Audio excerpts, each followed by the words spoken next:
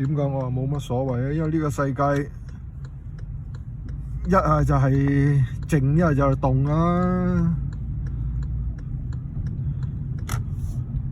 啊，亂咗，咁啲人心就希望靜，靜咗有好多咁嘅唔公平啊，乜乜七七啊咁樣揞咗個心度唔舒服，就要爆出嚟啦嘛。所以由動變靜，由靜變動，係天意嚟嘅，亦都係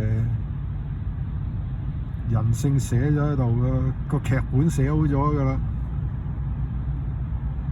自然就有咁嘅變化噶啦，有乜咁奇啊？